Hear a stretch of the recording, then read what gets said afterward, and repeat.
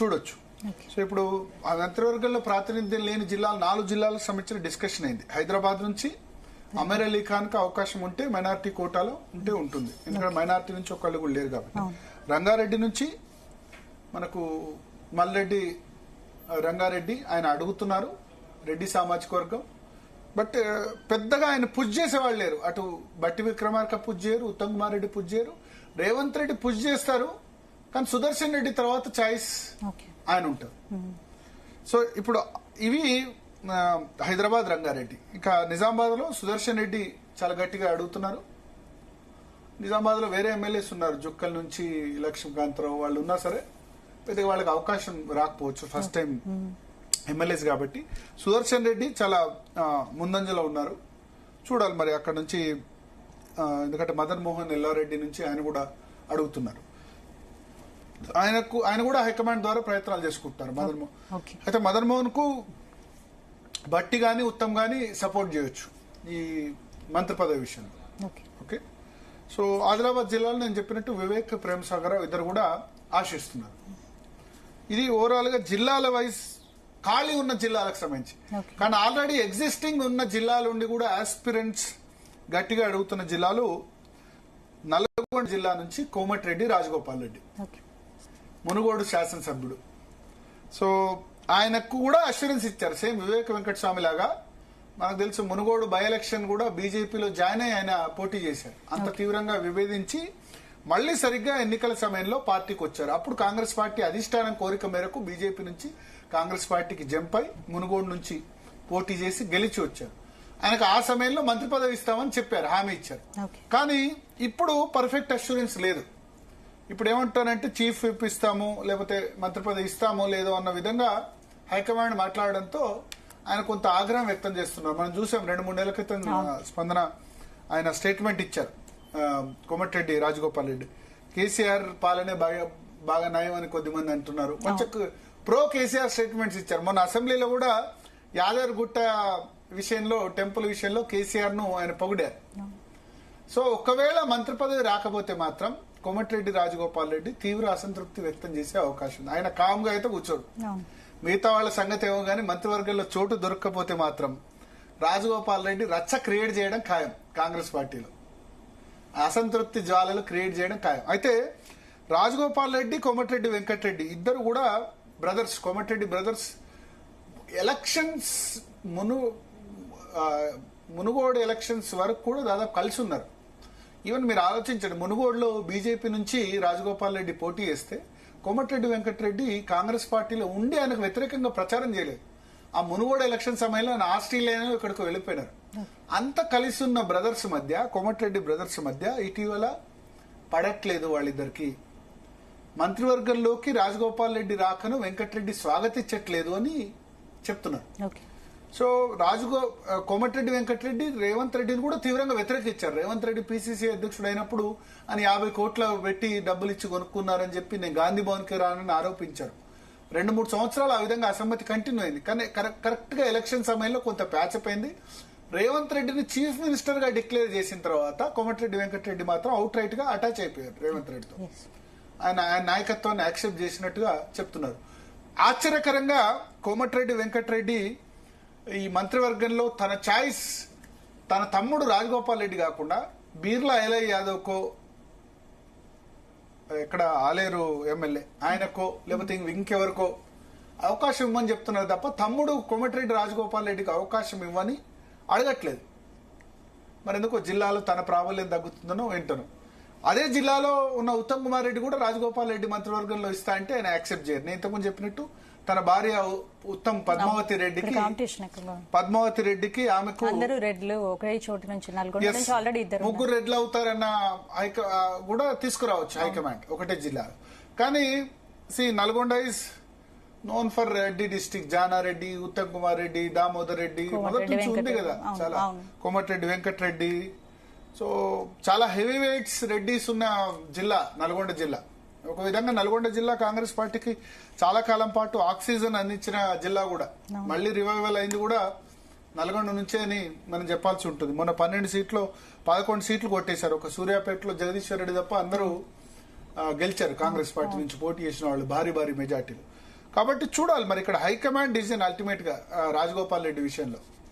So Rajagopal రెడ్డికి బట్టి Vikramarka support చేయొచ్చు, మళ్ళీ ఉత్తమ్ కుమార్ రెడ్డి వ్యతిరేకించవచ్చు, రేవంత్ రెడ్డి వ్యతిరేకించవచ్చు, కానీ బట్టి విక్రమార్క సపోర్ట్ చేయొచ్చు.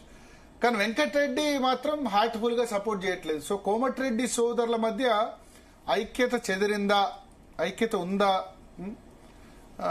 అన్నది మనకి ప్రశ్నార్థమే. వాళ్ళిద్దరి మధ్య ఐక్యత ఉందా లేదా అన్నది.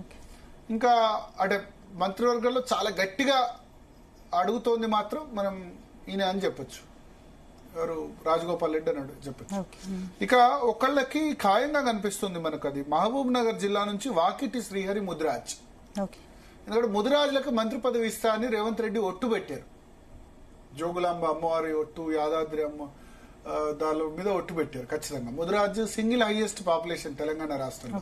కాంగ్రెస్ పార్టీ నుంచి ఒకే ఒక ఎమ్మెల్యే ఉన్నారు ముదిరాజ్ నుంచి గెలిచింది, ఎవరంటే వాకిటి శ్రీహరి ముదిరాజ్. వాళ్ళు ఇచ్చుడే 3 టికెట్లు ఇచ్చారు, ఆ 3 గెలిచింది వాకిటి శ్రీహరి ముదిరాజ్ ఒక్కళ్లే ప్రస్తుతం. సో ఆయనకి నీలం మధుకు గనక ఎమ్మెల్సీ ఇస్తే, దీపాదాస్ మున్షి ఉంటే ఎమ్మెల్సీ వచ్చేది నీలం మధు ముదిరాజ్ కి. కానీ దీపాదాస్ మున్షి ఆమె లేరు. కరెక్ట్ గా ఎన్నికల సమయంలో మీనాక్షి నటరాజన్ ను ఇన్ఛార్జ్ గా నియమించడం తోటి నీలం మధు ముదిరాజ్ కి అవకాశం దొరకలేదు. సో వాకిటి శ్రీహరికి ఇప్పుడు మహబూబ్ నగర్ జిల్లా ఆల్రెడీ ఇద్దరు ఉన్నారు, రేవంత్ రెడ్డి ఉన్నారు, జూపల్లి కృష్ణారావు ఉన్నారు మహబూబ్నగర్ జిల్లాలో. సో మరొక అవకాశం మహబూబ్నగర్ జిల్లా నుంచి 3వ మంత్రి పదవి వచ్చే అవకాశం ఉంది, అది వాకిటి శ్రీహరి ముదిరాజ్ కి వచ్చే అవకాశం మనకు కనిపిస్తుంది. ఇంకా ఇంకా ఆశిస్తున్న వాళ్ళు బీసీ నుంచి విజయశాంతి పేరు ప్రముఖంగా హైకమాండ్ కోటాలో విజయశాంతికి ఎవరు సపోర్ట్ చేయకపోవచ్చు, బట్టి సపోర్ట్ చేయకపోవచ్చు, ఉత్తమ్ సపోర్ట్ చేయకపోవచ్చు, రేవంత్ రెడ్డి సపోర్ట్ చేయకపోవచ్చు. ఎందుకంటే మరొక పవర్ సెంటర్ అయి కూర్చుంటుంది. ప్లస్ ఆమె ఎవరి మాట వినదు, ఒక విధంగా సీతయ్య లాగా ఎవరి మాట వినదు. సీతక్క, విజయశాంతి సీతక్క అనుకోవచ్చు. విజయశాంతికి మంత్రివర్గంలో చోటు దక్కుతుందనే ప్రచారం అయితే జరుగుతుంది. దక్కితే కరెక్ట్ గా మీనాక్షి నటరాజన్, రాహుల్ గాంధీ హైకమాండ్ కోట అంతే. లోకల్ లీడర్స్ ఎవరు సపోర్ట్ చేయరు.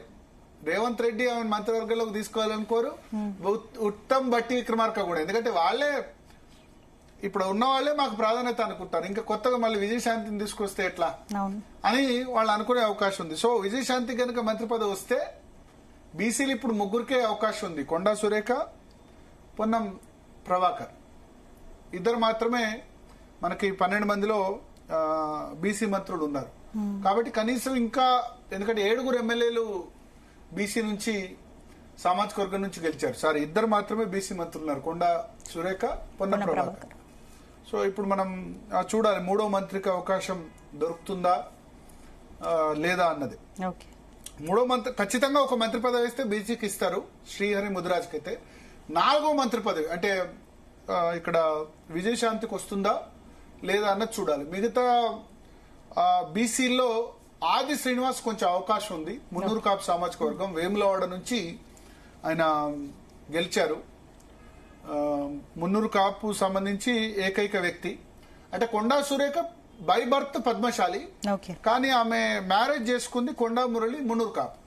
సో సగం మున్నూరు కాపు సగం Padmashali, but by birth Padmashali Konda Surekha. So Munnuru కాపుకు సంబంధించి కమ్యూనిటీ ఓన్ చేసుకునే విధంగా, ఎందుకంటే తెలంగాణలో రాజకీయంగా చైతన్యం ఉన్న సామాజిక వర్గం. కాంగ్రెస్ పార్టీలో చాలా గతంలో మున్నూరు కాపులకు చాలా ప్రాధాన్యత ఉండేది. డి శ్రీనివాసు, వి హనుమంతరావు, కేకే, సో ఇట్లా చాలా మంది నేతలు కూడా, పొన్నా లక్ష్మయ్య, మున్నూరు కాపు సామాజిక వర్గం నుంచి చాలా మంది నేతలు వచ్చారు. కానీ ఇప్పుడు పెద్ద రిప్రజెంటేషన్ లేదు కాంగ్రెస్ పార్టీలో. సో ఆది శ్రీనివాస్ కు కరీంనగర్ లో ఆల్రెడీ 2 మంత్రులు ఉన్నారు, శ్రీధర్ బాబు ఉన్నారు, పొన్నం ప్రభాకర్ ఉన్నారు. ఆది శ్రీనివాస్ కూడా ఒకవేళ మున్నూరు కాపు సామాజిక వర్గానికి ఇస్తే గనక అవకాశం ఉంటుంది. ఇక బీర్లా ఎలయ్య యాదవ్ ఉన్నారు ఆలేరు నుంచి బీసీల్లో, మిగతా వాళ్ళు రామగుండం నుంచి మఖాన్ సింగ్, రాజ్ ఠాకూర్ ఉన్నారు బీసీల్లోనే. సో ఇట్లా చాలా మంది బీసీలో ఇప్పుడు ఇద్దరికి ఆల్రెడీ మంత్రివర్గంలో ఉంది, పొన్నం ప్రభాకర్, కొండా సురేఖ. 3వ వ్యక్తి వాకిటి శ్రీహరి ముదిరాజ్. బీర్లా ఎలయ్య యాదవ్ 4, ఆది శ్రీనివాస్ 5, రామగుండం మఖాన్ సింగ్, రాజ్ ఠాకూర్ 6, ఇంకొక ఎమ్మెల్యే కూడా ఉన్నారు గుర్తు రావట్లేదు. 7 మాత్రమే గెలిచారు. 7లో ఇప్పుడు 3కైతే ఖాయం. విజయశాంతికి ఇస్తే అది 4వ స్థానం కూడా అవుతుంది. ఇక ఎస్సీల నుంచి చూస్తే గనక మాల సామాజిక వర్గం నుంచి ఇప్పుడు వివేక్ అడుగుతున్నారు. అద్దంకి దయాకర్ కూడా ఆశించవచ్చు, మొన్ననే ఎమ్మెల్సీ అయ్యారు కాబట్టి. ఇప్పుడు మార్చి 29 నుంచి ఆయన పదవీ కాలం స్టార్ట్ అవుతుంది. బట్ మోస్ట్లీ మాలకు ఇస్తే గనక వివేక్ ఇవ్వచ్చు, లేకపోతే ఎవరికి ఇవ్వకపోవచ్చు. ఎందుకంటే ఆల్రెడీ మాల సామాజిక వర్గం నుంచి డిప్యూటీ సీఎం బట్టి విక్రమార్క ఉన్నారు, స్పీకర్ ప్రసాద్ కుమార్ అదే సామాజిక వర్గం నుంచి ఉన్నారు. ఒకవేళ మాదిగకు ఇంకొక మాదిగకు గనక అవకాశం ఇస్తే గనక ధర్మపురి ఎమ్మెల్యే అడ్లూరి లక్ష్మణ్ కుమార్ కు ఛాన్స్ ఉంది. ఉమ్మడి కరీంనగర్ జిల్లా నుంచి విప్గా ప్రస్తుతం ఉన్నారు. సేమ్ ఆది శ్రీనివాస్ వేముల నుంచి గెలిచి విప్గా ఉన్నారు. అడ్లూరు లక్ష్మణ్ కూడా విప్గా ఉన్నారు. పిసిసి అధ్యక్ష పదవి విషయంలో కూడా అడ్లూరు లక్ష్మణ్ది కన్సిడరేషన్ లోకి వచ్చింది. సో దామోదర్ రాయ నరసింహ మాదిగ ఉపకులం అని చెప్తారు. డైరెక్ట్ మాదిగ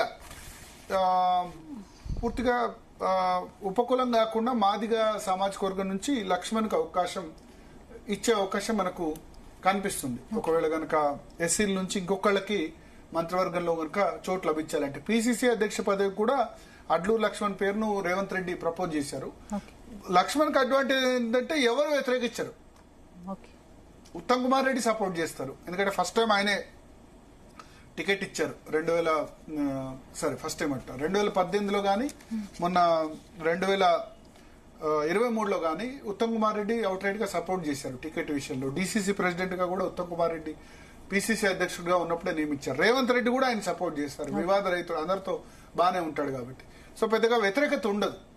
సో ఎస్సీలకు గనక మాల కాకుండా వివేక్ గనక ఇవ్వలేని పక్షంలో ఇంకొక ఎస్సీకి అవకాశం కల్పించాలంటే అది అడ్లూరు లక్ష్మణ్ కు అవకాశం ఉంటుంది. మాదిగ సామాజిక వర్గం నుంచి ఇంకో 4 ఎమ్మెల్యేలు ఉన్నారు. మానకొండూరు నుంచి మనకు కవంపల్లి సత్యనారాయణ మాదిగ సామాజిక వర్గమే. తర్వాత తుంగతుర్తి నుంచి మందల శామ్యుల్, బట్ ఆయన కొత్తగా జాయిన్ అయ్యారు. ఇటు కవంపల్లి సత్యనారాయణ కూడా first time MLA. Adluri Laxman కూడా ఫస్ట్ టైం ఎమ్మెల్యే అయినప్పటికీ ఆల్రెడీ జడిపి చైర్మన్ కూడా పనిచేశారు. సో ఇది అంటే మంత్రివర్గం సంబంధించి ఇప్పుడు జరగబోయే మంత్రివర్గ విస్తరణ కాంగ్రెస్ కు కత్తి మీద సాము లాంటిది అనుకోవచ్చు. అంటే ఇక్కడ 10ల సంఖ్యలో కాంపిటీషన్ ఉంది, ఉన్నవి 6 ఖాళీలు కాబట్టి మరి ఎవరికి దక్కేది అనేది సస్పెన్స్ అనుకోవచ్చు. డెఫినెట్ గా ఇది ఒక exercise, not a easy exercise. ఈ మంత్రివర్గ విస్తరణకు సంబంధించి అంత ఈజీగా అందరినీ సాటిస్ఫై చేయడం కూడా కష్టమే అనుకోవచ్చు స్పందన. అయితే ఇప్పుడు మంత్రివర్గంలో ఒక్క మైనారిటీ కూడా లేరు. కాంగ్రెస్ పాలిత రాష్ట్రాల్లో మైనార్టీలకు లేదని మొదటి నుంచి విమర్శలు వస్తున్నాయి కాబట్టి మైనార్టీ కోటాలో మీరు చెప్పినట్టు అలీఖాన్. సో ఇంకొకటి ఎస్టీ సామాజిక వర్గంలో ఆదివాసీ నుంచి సీతక్క ఉన్నారు, కానీ లంబాడా సామాజిక వర్గం నుంచి ఎవరు లేరు. లంబాడా సామాజిక వర్గం నుంచి గెలిచిన వాళ్ళంతా ఫస్ట్ టైం ఎమ్మెల్యేస్ ఉన్నారు. మహబూబాద్ నుంచి మనకి మురళీ నాయక్ ఉన్నారు, దోర్నకల్ నుంచి రామచంద్ర నాయక్ ఉన్నారు. అయితే నల్గొండ నుంచి గెలిచిన దేవరకొండ ఎమ్మెల్యే బాలు నాయక్ గతంలో కాంగ్రెస్ పార్టీ తరఫున జడ్పీ చైర్మన్ గా పనిచేశారు. సో ఆ బాలు నాయక్ కి ఏమన్నా ఛాన్స్ ఉందా అని అనుకుంటున్నారు. బట్ నల్గొండ జిల్లా ఇప్పుడున్న ఈక్వేషన్ దృష్టిలో ఆయనకు డిప్యూటీ స్పీకర్ ఇవ్వచ్చు బాలు నాయక్ కి లంబాడా సామాజిక వర్గం నుంచి. మొన్ననే ఎమ్మెల్సీ కూడా ఇచ్చారు లంబాడా సామాజిక వర్గం నుంచి, శంకర్ నాయక్ అదే నల్గొండ జిల్లా నుంచి ఇచ్చారు కాబట్టి ఉండకపోవచ్చు అని అనుకుంటారు. మోస్ట్లీ ఇదే ఉండొచ్చు, చూడాలి. హైకమాండ్ కోటాలో దీనిలో విజయశాంతి, వివేక్ వెంకటస్వామి, రాజగోపాల్ రెడ్డి వీళ్ళంతా కూడా హైకమాండ్ కోటా.